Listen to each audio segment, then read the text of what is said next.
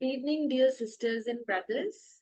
Welcome to the evening session of Being Heartful Every Day with Swadhyaya. Over the past few days, we have been reflecting deeply on the theme of perseverance. Tonight, let us turn our attention to how perseverance shapes our inner resilience and helps us remain unwavering in the midst of challenges on the spiritual journey. On the path, obstacles are inevitable, whether they are distractions of the mind, restlessness of the heart, or difficulties in outer circumstances. Perseverance is what enables us to rise above these hurdles without being shaken. It is not the absence of challenges, but the quiet strength to continue despite them. Think of a tree that grows steadily through all seasons. The wind may shake its branches, the sun may scorch its leaves, the rain may drench it, but its roots go deeper each day. Our perseverance in practice is like that rooting. It steadies us so that no storm can uproot the inner journey. True transformation does not happen in a day, it unfolds drop by drop. Perseverance ensures that the drop never ceases. Every meditation, every cleaning, every prayer, whether we feel immediate effect or not, it is contributing to shaping of the inner being. And when the heart is steadfast, the transformation becomes irreversible. Perseverance thus ensures that what is received is not lost, and what is cultivated within continues to grow into permanence. Much of the spiritual journey happens beyond our conscious awareness. Often, we do not realize what shifts are taking place within. Perseverance assures that we remain available for this unseen work. Even if the mind doubts, even if the heart feels no movement, perseverance allows the subtlest work to continue unhindered. It is like a pot kept under a dripping tap. Each drop may look small and insignificant, but over time the pot is filled. In the same way, our daily perseverance practice fills the vessel of the heart with subtle transformation. Dear sisters and brothers, with this, we proceed ahead in the session and we request you to please share the invitation of master classes and BHED sessions in your circle of influence. And tonight, as a part of our inspirational reading, we return to reading the Daji's article, which is on failure to attain the next stage and failure to retain a stage. This revisiting is not a repetition for its own sake, but an act of perseverance itself, allowing us to grasp of its wisdom with fresh eyes and a receptive heart. The second thing is to understand that spiritual progress is not linear. It proceeds with a natural rise and fall. At each stage of the journey, that is, at each chakra, point, or node, there is a sequence of experiences which is beautifully explained by Ramchandra in his books Towards Infinity and Voice Real. On entering into every successive node, there is a slight feeling of heaviness in the mind, on account of which people often discontinue the practice. But if we take into consideration that every attack of illness is followed by the restoration of good health, we will be better encouraged to attempt a crossing of the knots. After this heaviness comes a peculiar state, awakening within the mind a consciousness of the divine force pervading all over. Next, as we become more attuned to the new stage, we experience a divine state prevailing everywhere and everything absorbed in its remembrance. But this does not last. As we merge more and more with a new stage, there is neither feeling of the divine force nor that of remembrance, but only a feeling of negation. Eventually, everything is gone. No impression upon the heart, not even that of existence. So, when we progress to enter a new chakra or not, there will always be a feeling of discomfort and restlessness. Just as when we move location into our worldly life, there is a change and upheaval. Only once we settle into the new environment does our consciousness open to a higher level of awareness. And then we start to experience divinity from that higher level. This is a joyful and blissful experience, and we feel that we have moved forward. If we continue to progress, we become so merged in that level that it becomes part of us. And then we lose awareness of its very existence.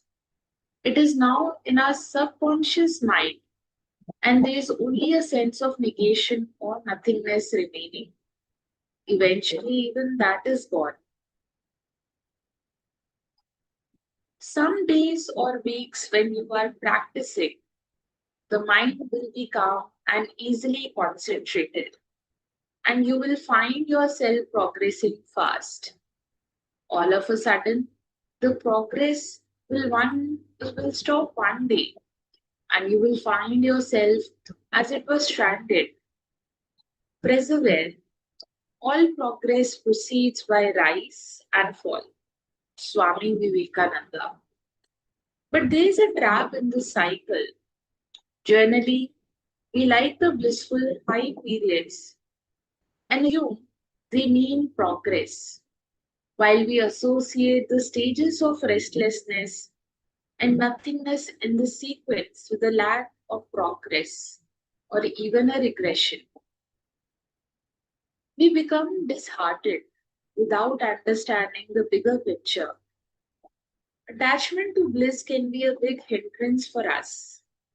When we feel so blissful, we want to live in that state forever. And the idea of moving away from bliss often creates resistance. There is the possibility of infinite expansion at each chakra, but it is horizontal expansion. It is better to move even 1 inch into a higher dimension than expand infinitely at a lower level. That's why it requires an effort, even to move an inch. And most of us fail to understand the significance of that little effort in moving further. Anything that annoys us in another person is what we need to work upon in ourselves. Without a noble character, spiritual progress is of no use. Swami Vivekananda describes it thus: some days or weeks when you are practicing, the mind will be calm and easily concentrated, and you will find yourself progressing fast.